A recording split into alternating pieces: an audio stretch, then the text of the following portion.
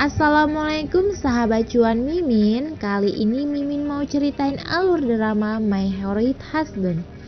Tapi sebelumnya jangan lupa like, komen, subscribe, dan share ya. Drama ini menyisakan tentang seorang penulis modern yang akan tengah menyelesaikan karya tulisnya. Karyanya bercerita di mana pemeran utama dalam tulisannya dihianati oleh teman akrabnya sendiri yang bernama Tang Min dan pameran utamanya yang bernama Jiang Hin. Di sebuah acara besar ketika Tang Min tengah berpidato atas kesuksesannya, Jiang Hin datang melabrak Tang Min yang telah mengkhianatinya. Awak media di sana pun menyoroti aksi Jiang Hin. Para pengawal Tang Min menahan Jiang Hin dan menghalanginya untuk mengganggu acara Tang Min. Jiang Hin tetap ingin menerobosnya. Lalu datang seorang pengawal lain yang kemudian memukul kepala Jiang Hin hingga berlumur darah dan tewas. Dan cerita pun diakhiri oleh penulis. Lalu si penulis akan membayangkan bahwa Jiang Hin mengatakan karyanya tidak adil. Jiang Hin tidak menerima dirinya yang berakhir seperti ini. Lalu si penulis mengambil handphonenya untuk menelpon agensi yang meminta waktu karena dirinya ingin mengubah karyanya. Dirinya ingin menulis ulang cerita itu, perannya tetap dimainkan oleh Jiang Hin. Hanya saja dia akan mengubah era, nama, marga, penampilan, dan yang lainnya yang berkaitan dengan Jiang Hin. Agensinya mensetujuinya, namun harus berisi drama komedi. Telepon pun ditutup dan si penulis menghapus ulang karyanya dan mengganti era penampilan, nama dan keseluruhannya dan memberi judul cerita dengan My Horrid Husband. Cerita pun dimulai pada masa dinasti Wu. Si penulis cerita tadi terbangun dari tidurnya. Dirinya bingung mengapa terbangun di tempat seperti ini. Ketika ia bercermin, dirinya melihat wajahnya yang seperti Jiang Hin, namun telah berubah penampilan sebagai Ningyi pada masa dinasti Wu.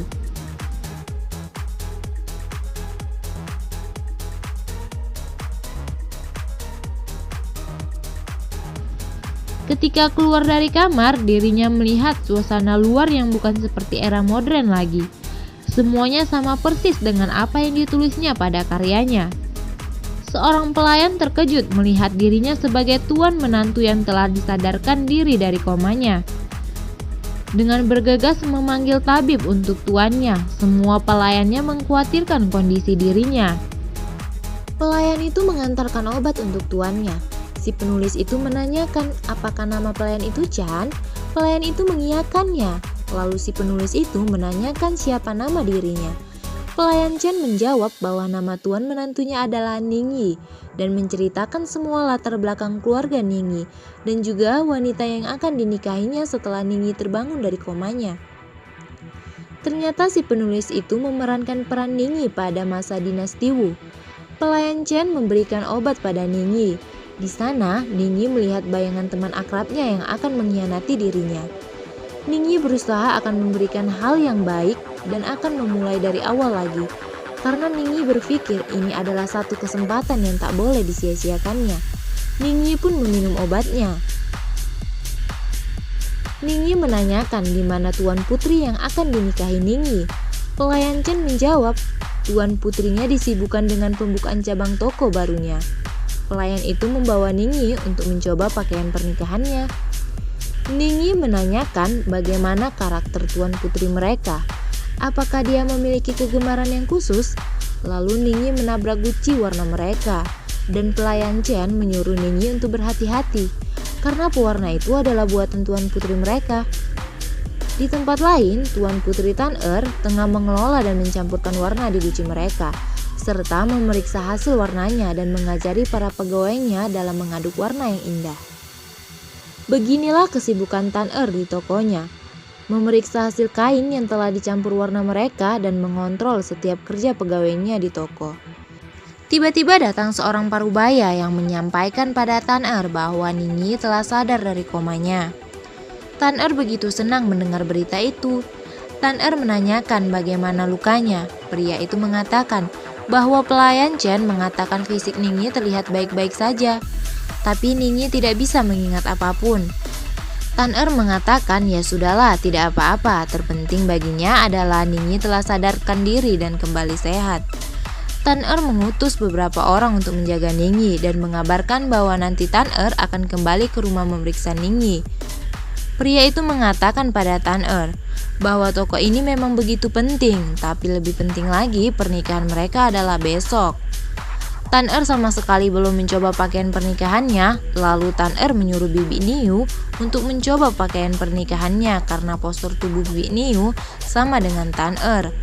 Sementara itu, Ningyi tengah mencoba pakaian pernikahannya. Di sana, Ningyi melihat seorang wanita masuk ke pavilionnya, dan diam-diam Ningyi memasuki pavilion itu.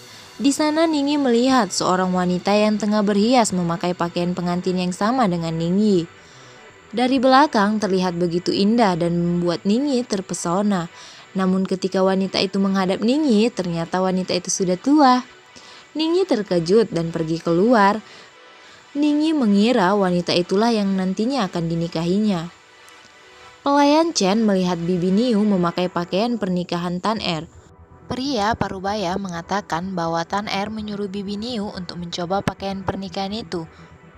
Ningyi pergi berlari karena takut akan menikahi wanita tua itu.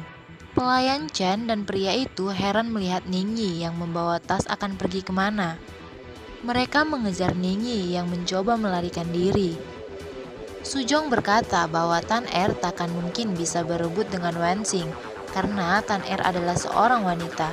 Sujong berkata bahwa Tan Er takkan mungkin bisa berebut dengan Wensing karena Tan Er adalah seorang wanita. Sujong adalah paman Tan Er yang berusaha berebut toko kakek Su. Sujong ingin toko itu diwariskan kepada anaknya, yaitu Wensing. Ningyi tetap saja bersembunyi di tempat itu hingga malam itu tiba. Dan ternyata ruangan tempat Ningyi bersembunyi adalah ruang kakek Su. Paman Sujong melaporkan pada kakek Su mengenai kelakuan aneh Ningyi dan bahkan kini Ningyi telah pergi melarikan diri. Tan Er dapat meminta maaf karena kelalaian Ningyi yang pergi dan membuat kakek serta seluruh orang di sana menjadi khawatir. Wensing datang dan mengatakan pada kakek Su bahwa setelah Ningyi sadar, Ningyi berubah menjadi bodoh dan gila. Sepertinya pernikahannya harus dipikir ulang kembali. Tan Er mengatakan tidak mungkin bisa dibatalkan karena surat undangan pun telah disebarkan. Tan Er dan pamannya melakukan perdebatan yang panjang mengenai Ningyi. Di tempat persembunyiannya, Ningyi mendengar semuanya. Ningyi melihat di sana ada seekor ulat bulu.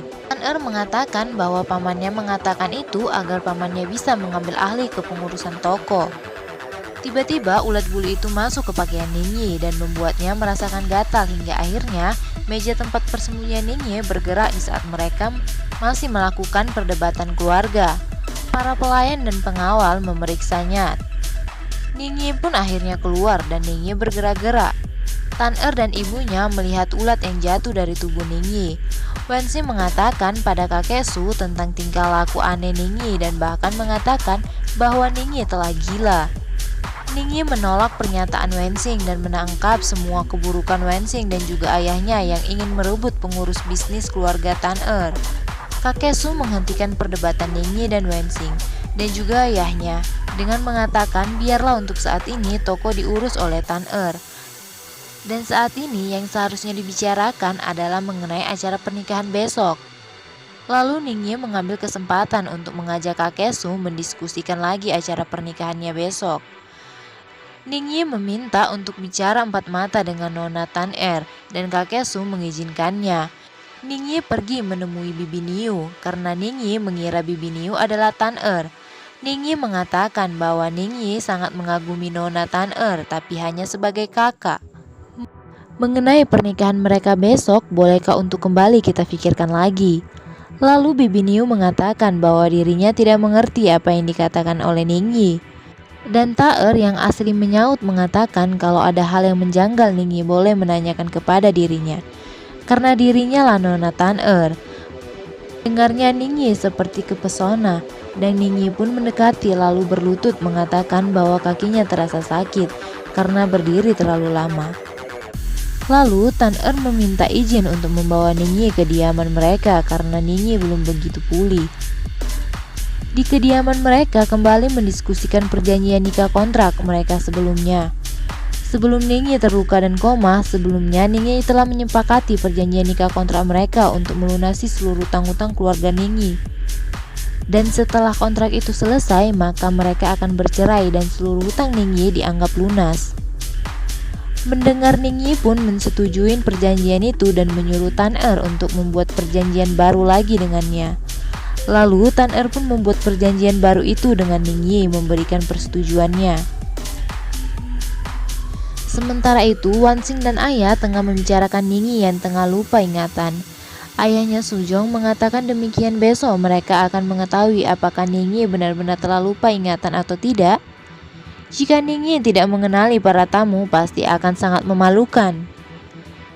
Di kamarnya, Tan-er tengah melukis wajah para tamu yang akan hadir besok dan menyuruh pelayan Chen memastikan Ningyi untuk menghafal wajah-wajah tamu mereka yang telah dilukis Tan-er. Tan-er menitipkan pakaian ayah Tan-er kepada ibunya untuk menghadiri pesta pernikahan besok. Di kamarnya, pelayan Chen dan pengawal pribadi Tan-er memaksa Ningyi untuk menghafal semua nama-nama dan wajah para tamu yang telah dilukis oleh Tan-er. Ningyi pun menghafal beberapa di antaranya. Setelah pengawal dan tamu itu pergi, Ningyi pun pergi untuk tidur. Ibu Tan-er memberikan pakaian titipan Tan-er pada ayahnya. Saat ibu Tan-er akan pergi, ayah Tan-er batu dan ibu Tan-er membantu ayahnya. Ningyi memimpikan hal buruk, saat dimana dirinya dikejar-kejar oleh seorang lalu dipukul hingga tak sadarkan diri. Dan ya ternyata orang yang melukai Ningyi adalah orang suruhan ayah Tan-er. Keesokan harinya, Ningyi dibangunkan oleh suara berisik pelayan Chen yang tengah sibuk mengatur persiapan mereka. Setelah mengenakan pakaian pernikahan, Ningyi keluar. Pelayan Chen pun langsung bergegas untuk mempersiapkan tuan menantunya.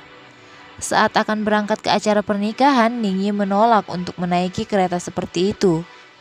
Ningyi merajuk dan melepaskan kembali pakaian pernikahannya, hingga akhirnya Ningyi pun terpaksa untuk menaiki kereta jelek itu. Sebagai pengantin laki-laki yang akan menghadiri pernikahannya, ada banyak warga sekitar yang tengah bahagia menanti kehadiran pengantin pria yang sangat mereka banggakan. Ingin tahu kelanjutan berikutnya? Pantengin terus YouTube ini ya. Jangan lupa subscribe-nya. Terima kasih.